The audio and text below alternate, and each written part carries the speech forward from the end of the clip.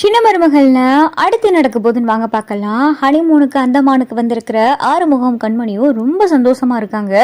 திடீர்னு ஒரு நாள் நைட்டு பார்த்தா கண்மணிக்கு பயங்கரமான வயிறு வலி வந்துடுது.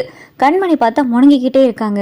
ஆறுமுகம் பார்த்துட்டு, கண்மணி என்ன ஆச்சு அப்படின்னு சொல்லி ஆறுமுகம் கேட்கவும், இல்லைங்க வயிறு வலிக்குது அப்படின்னு சொல்லிட்டு கண்மணி சொல்லவும், என்ன கண்மணி லேசா வயிறு வலியா இல்லை ரொம்ப வலிக்குதா அப்படின்னு சொல்லி ஆறுமுகம் கேட்கவும், ரொம்ப வயிறு வலிக்குதுங்க என்னால் தாங்கிக்கிறவே முடியல அப்படின்னு சொல்லி கண்மணி சொல்லவும், சரி கண்மணி வா ஹாஸ்பிட்டல் போகலாம் அப்படின்னு சொல்லி ஆறுமுகம் கூப்பிட்றாரு. சரின்னு சொல்லிட்டு கண்மணியும் பார்த்தா ஹாஸ்பிட்டல் போகிறாங்க. அங்கே பார்த்தா டாக்டர் நல்லா செக் பண்ணுறாங்க. செக் பண்ணி பார்த்ததுல உங்களுக்கு கர்ப்பப்பையில் பயங்கரமான ஒரு கட்டி இருக்குது. அதை இம்மீடியட்டாக கர்ப்பப்பையை அகற்ற வேண்டியதாக இருக்கும். அப்படி கர்ப்பப்பை எடுத்தால் நீங்கள் குழந்தை பெற்றுக்கிற தன்மையே போயிடும். ஆமாம், உங்களுக்கு கல்யாணம் ஆகி எவ்வளோ நாள் ஆச்சு அப்படின்னு சொல்லி கண்மணி கிட்ட டாக்டர் கேட்கவும், கண்மணி அப்போ தான் சொல்கிறாங்க, கல்யாணம் ஆகி 10 days தான் டாக்டர் ஆக போகுது அப்படின்னு சொல்லி கண்மணி சொல்லவும், உனக்கு இந்த நிலைமை வந்திருக்க கூடாதேம்மா. ஆமாம், நீ எதுவும் மாத்திரை எடுத்துக்கிட்டு இருக்கியாமா அப்படின்னு சொல்லி டாக்டர் கேட்கவும், ஆமாம் டாக்டர், உங்களுக்கே தெரியும் நான் கொஞ்சம் ஹேண்டிகேப்ட், இதுக்கான டேப்லெட்ஸ் கொஞ்சம் எடுத்துக்கிட்டு தான் இருக்கேன், அதனால எதுவும் இந்த மாதிரி ஆயிருக்குமா டாக்டர் அப்படின்னு சொல்லி கண்மணி கேட்கவும், சில நேரங்களில் ஆக வாய்ப்பு கிடையாது, ஆனால் சில நேரங்களில் என்ன வேணாலும் ஆகலாம். அதே மாதிரி நீங்கள் எடுத்த மாத்திரைனால கூட உங்களுடைய கர்ப்பப்பையை பாதிச்சிருக்கலாம். உங்களுடைய கர்ப்பப்பை ரொம்ப வீக்காக இருக்குது, மற்றதுக்கு கர்ப்பப்பையில் கட்டி வேற இருக்குது. கர்ப்பப்பையை எடுத்தே ஆகணும். அப்படி இல்லைன்னா இந்த வயிறு வலி உங்களுக்கு தொடர்ந்துக்கிட்டே இருக்கும். என்னதான் இப்போ மாத்திரையில் சரி பண்ணாலும் உங்களுக்கு கர்ப்பப்பையை எடுத்தே ஆகணும் அப்படின்னு சொல்லி டாக்டர் சொல்லவும், கண்மணி இதை கேட்டுட்டு ரொம்ப கதறி அழுகிறாங்க. ஆறுமுகம் பார்த்தா அப்போ தான் உள்ளே வராரு. டாக்டர் இப்போ கண்மணிக்கு எப்படி இருக்கு அப்படின்னு சொல்லிட்டு இங்கே ஆறுமுகம் கேட்கையில் அப்போ தான் பார்த்தா கண்மணி, டாக்டர் நான் சொல்லிக்கிறேன் அப்படின்னு சொல்லிட்டு கண்மணி சொல்லவும், சரிம்மா எல்லாம் உங்கள் ஒய்ஃபுக்கிட்ட சொல்லியிருக்கேன், நீங்கள் அவங்கக்கிட்ட கேட்டுக்கங்க அப்படின்னு சொல்லிட்டு டாக்டர் சொல்லவும், ஆறுமுகமும் சரின்னு சொல்லிட்டு இங்கே கண்மணியை பார்த்தா மாத்திரையெல்லாம் வாங்கிட்டு ஹாஸ்பிட்டல்லேருந்து ஹோட்டலுக்கு கூட்டிகிட்டு வராரு. என்ன கண்மணி டாக்டர் என்ன சொன்னாங்க, எதுவும் பிரச்சனையா அப்படின்னு சொல்லி ஆறுமுகம் கேட்கவும், இல்லைங்க அப்படியெல்லாம் எதுவுமே கிடையாது, சும்மா ஒரு லேசான வயிறு வலி தான், அவங்க அதுக்கான மாத்திரை கொடுத்துருக்காங்க, ஏதோ ஃபுட் பாய்சன் ஆயிருக்கான், மற்றபடி ஒன்றும் இல்லை அப்படின்னு சொல்லி கண்மணி மறைக்கவும், இல்லை கண்மணி ரொம்ப வயிறு வலின்னு சொன்னேன், இப்போ என்னன்னா லேசானது அப்படின்னு சொல்கிற அப்படின்னு ஆறுமுகம் கேட்கவோ, அதான் சொல்கிறேன் இல்லைங்க அப்படின்னு சொல்லி கண்மணி பார்த்தா சமாளிக்கவும், சரி சரி நம்ம நாளைக்கு ஊருக்கு கிளம்புவோம் அப்படின்னு சொல்லி ஆறுமுகம் சொல்லவும், சரிங்க ஊருக்கே போகலாம் அப்படின்னு சொல்லி இங்கே கண்மணி பார்த்தா எல்லாத்தையும் மூடி மறைச்சிடுறாங்க. ஆறுமுகம் பார்த்தா வெளியில் கிளம்புன நேரம் பார்த்து கண்மணி ரூமில் உட்காந்து அழுதுகிட்டே இருக்காங்க. இப்படி நமக்கு இனிமேல் அப்போ குழந்தையே கிடையாதா, ஆறுமுகத்துக்கு எனக்கு குழந்தை பிறக்காதா, ஆறுமுகத்துடைய குழந்தையை நான் பெற்று கொடுக்க முடியாதா, இனி மன்னிச்சிருங்க ஆறுமுகம், உங்களுக்கு இப்படி ஒரு வாரிசு கொடுக்க முடியாத பாவியா போயிட்டேனே அப்படின்னு சொல்லி கண்மணி பார்த்தா தேமி தேமி அழுதுகிட்டு இருக்காங்க. இங்கே மறுநாள் பார்த்தா கண்மணி இங்கே ஊருக்கும் வந்துடுறாங்க. ராஜாங்கம் மோகனா எல்லாரும் ரொம்ப சந்தோஷமா கண்மணி ஆறுமுகத்தை வரவேற்கிறாங்க. இங்கே கண்மணி முகத்தில் பார்த்தா ஒரு சந்தோஷமே இல்லை. தமிழ்ச்செல்வி பார்த்தா வீட்டுக்குள்ளே இருக்காங்க.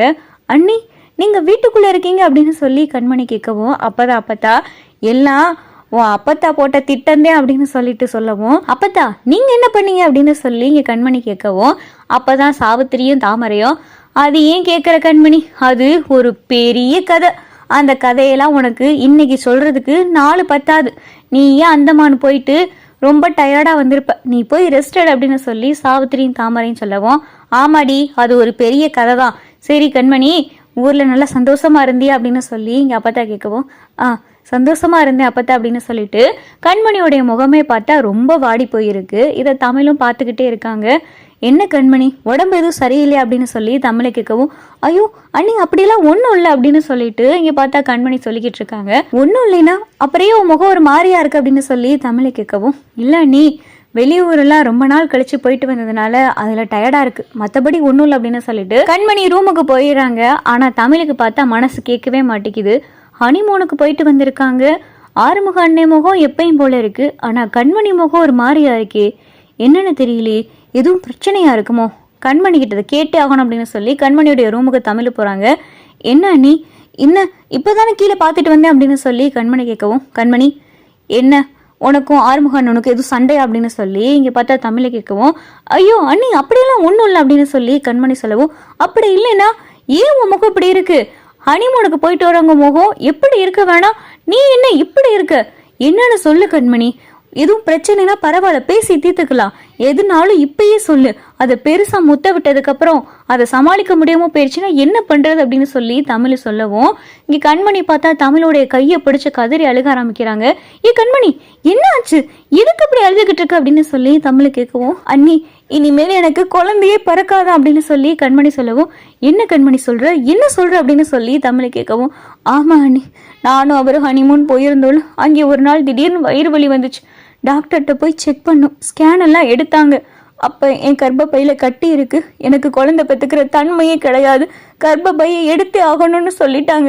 இனிமேல் எனக்கு குழந்தையே பிறக்காது அண்ணி அப்படின்னு சொல்லி இங்கே பார்த்தா கண்மணி கதறி அழுகவும், என்ன சொல்ற, இது எப்படி நடக்கும், உன் வயசுக்கு இப்படி நடக்க வாய்ப்பே கிடையாது அப்படின்னு சொல்லிட்டு இங்கே பார்த்தா தமிழ் கேட்கவும், ஆமா அண்ணி, அப்புறம் டாக்டர் சொன்னாங்க நீங்கள் எதுவும் மாத்திரை போட்டுக்கிட்டு இருக்கீங்களான்னு. நான் போடுற ஒரே மாத்திரைனா உங்களுக்கே தெரியும், என்னோட இந்த கால் பிரச்சனைக்காக மாத்திரை போடுவேன், அந்த மாத்திரையும் தான் சொன்னேன் அப்படின்னு சொல்லி தமிழ் சொல்லவும், சரி எங்கே அந்த மாத்திரையை காட்டு அப்படின்னு சொல்லி தமிழ் கேட்கவும், கண்மணியை பார்த்தா அந்த மாத்திரை எடுத்து காட்டுறாங்க.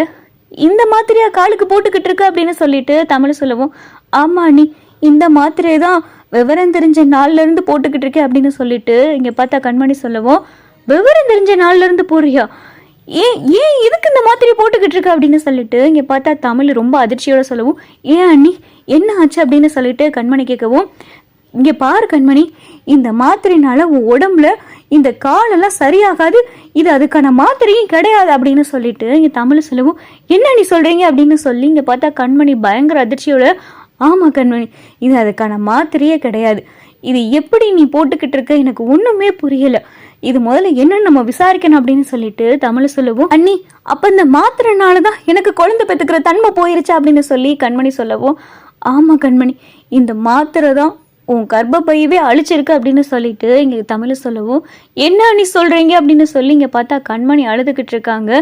சரி, இந்த மாத்திரையை சஜஸ்ட் பண்ணுற டாக்டர் யாரு, உனக்கு இந்த மாத்திரையெல்லாம் யார் வாங்கி தருவா, இல்லை நீயா போவியா, இல்லை எப்படி இந்த மாத்திரை உன் கையில் வரும் அப்படின்னு சொல்லிட்டு இங்கே பார்த்தா தமிழ் ஒன்றும் புரியாமல் கேட்கவும், இல்லை நீ நானும் அம்மா இல்லாட்டி நானும் சித்தி யாராவது ஹாஸ்பிட்டலுக்கு போவோம், இந்த கால் விஷயமா மாதம் ஒரு தடவை போவோம், அவங்க கிட்ட போயிட்டு தான் டாக்டர் கிட்ட போய் தான் மாத்திரை வாங்கிட்டு வருவோம், அந்த மாத்திரையை தான் நான் தினமும் போட்டுக்கிட்டு இருக்கேன், நீ தினமும் போட்டுக்கிட்டு இருக்க, சரி நம்ம நாளைக்கு ஹாஸ்பிட்டல் போவோம், போயிட்டு இந்த மாத்திரையை உனக்கு ஏன் கொடுத்தாங்க, எதுக்கு கொடுத்தாங்க, என்ன ஏதுன்னு நம்ம ஹாஸ்பிட்டல் போய் விசாரிக்கவே செய்வோம் அப்படின்னு சொல்லி இங்கே பார்த்தா தமிழ் கண்மணியை கூட்டிட்டு ஹாஸ்பிட்டல் கிளம்ப போகிறாங்க.